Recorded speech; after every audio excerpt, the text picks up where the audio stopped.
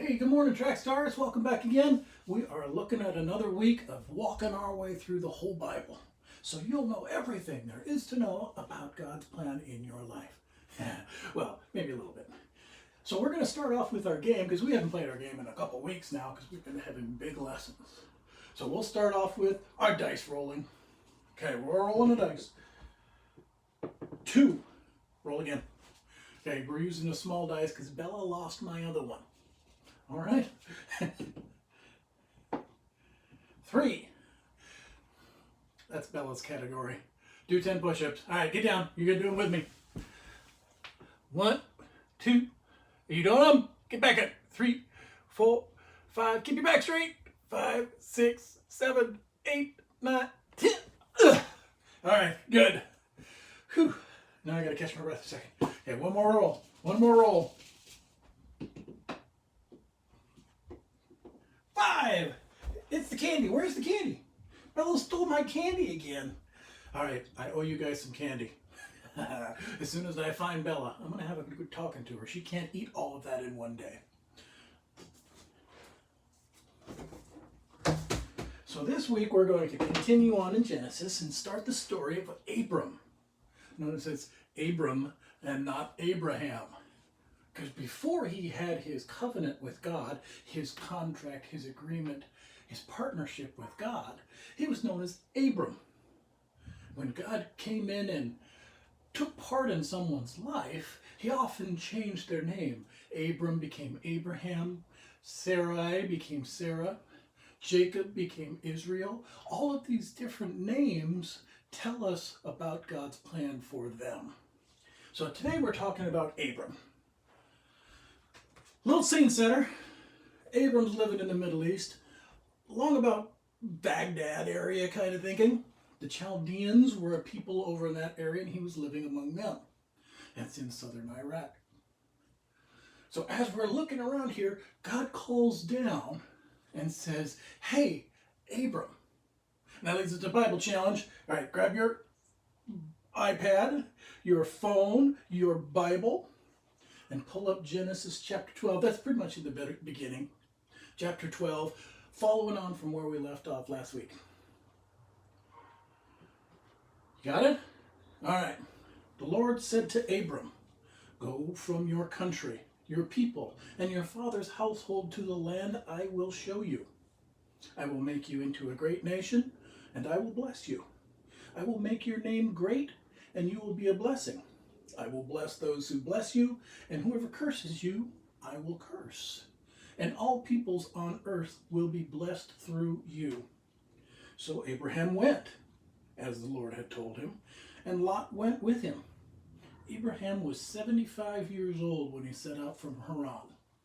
He took his wife Sarai, his nephew Lot, all the possessions they had accumulated, and the people they had acquired in Haran. And they set out for the land of Canaan. And they arrived there.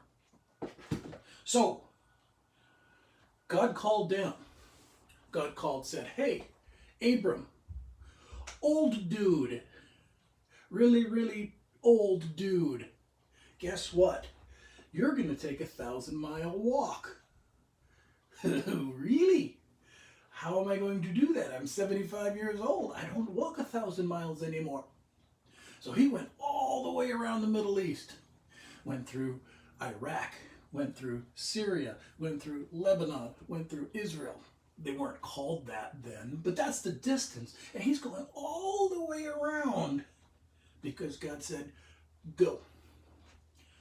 So what we take away from this is when God called Abraham and said, go, Abram went. That's our story. Right? Okay, next one. Next chapter. So Abram and Lot are wandering around, going along. All their stuff is following along behind them. And all of a sudden they figure out there's too much stuff. Genesis chapter 13, the next page probably, verses 5 through 9. You got it? Great. Now Lot, who was moving about with Abram, also had flocks and herds and tents. But the land could not support them while they stayed together, for their possessions were so great that they were not able to stay together, and quarreling between Abram's herders and Lot's. The Canaanites and the Perizzites were also living in the land at that time. So it was really crowded. So Abram says to Lot, let's not have any quarreling between you and me, or between your herders and mine, for we are close relatives. Is not the whole land before you? Let's part company. If you go left, I'll go right. If you want to go right, I'll go left. So Abram wanted peace. God is a peace-loving God. So they're together, and Abram says, you know what? Go that way. And then Lot says, nah, I don't want to go that way. I'm going to go that way. Okay, go that way. Then I'll go that way. Oh, no. I'm going that way. So Lot takes off, and he gets his pick. And Abram goes the other way to get along. Even though Abram's the old dude, the one in charge, he let his nephew, Lot, pick where he was going. And he says, you know, if you want to go there, go there. Well, go, switch. Okay, wherever you want to go, I'll go the other way. And he made a great pact with him. He made a great deal, and there was peace. People should try that now. Let's talk to each other instead of breaking things. Let's get along instead of fighting. It doesn't really matter if you go right or left, if you do A or B, or you protest this or you protest that. How about we just get along? The world is a much better place if people get along. All right, next chapter. Genesis chapter 14. Little scene setter. So we have this major battle between 4 kings and their armies on one side, 5 kings and their armies on the other. And they're all fighting, tearing each other up. And Lot's group lost. So it calls out to Abram. Now Abram, he's a pretty powerful dude for 75 years old. So he takes his army, his trained army, and goes and rescues his nephew and brings them all home. Defeats the kings who won. He was a bad dude. That's that. So we're now in chapter 14, verses 17 through 20. Are you there? All right. After Abraham returned from defeating Chedorlaomer and the kings allied with him, the king of Sodom came out to meet him in the valley of Shiva, that is the king's valley. Then Melchizedek, king of Salem, brought out bread and wine. He was priest of God Most High. And he blessed Abram, saying, Blessed be Abram by God Most High, creator of heaven and earth. And praise be to God Most High, who delivered your enemies into your hands. Then Abram gave 1/10 of everything. Most important part of this one. Abram wasn't the only one who knew about God. Well, duh, he's God. So all of these other people were following God's laws as well. We're following what God told them to do. You're not the only one. Believe it or not, you're not the only one now. Most people, 75%, 3 out of 4 people are Christians. You don't hear that very often. But it's important to remember that you're not alone. There are other people who believe the same way you do. You don't have to feel like you're by yourself. You don't have to feel like everyone's out to get you, because they're not. Most people are on your side. So just remember that you're not alone in your faith. We're all with you.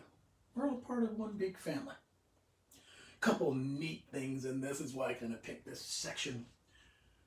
He brought out bread and wine as a blessing.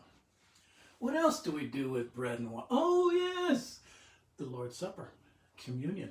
Is this a prophecy? Might be. And then Abraham gave him 1/10 of everything. Do you know what a tithe is? A tithe actually means 1/10 of everything. So all the way back here, 4,000 years ago, they're already tithing. So maybe we can figure out a way to do it ourselves. Give back to the church what we should be giving back to God. So there's lots of neat lessons out there. There's lots of good ideas. There's lots of people on your side. So when God calls, go. When you're in an argument with someone, share, get along. And always remember that we're all with you and on your side. It's a lot of lessons. It's a good lesson. So this week's challenge, when God calls, answer. He's not going to call you to walk to the other side of the United States. I doubt that. He's not going to call you to take on the world. But maybe you can be a missionary, like the Bernards were for a number of years. They went to a very dangerous place, carried God with them, shared God with them. But whatever God calls you to do, He's going to call some to do some things and some to do others. Whatever He calls you to do, your responsibility is to answer. All right, gang. I will see you next week. Have a great time. Before we go, we have to close in our prayer. Everybody with me? As loud as you can. See if you can wake your parents up and get them ready for church. Ready? Okay. You are loved. You belong. You have value. You are important. You are not alone. You are forgiven. Have an awesome week, and I'll see you next Sunday.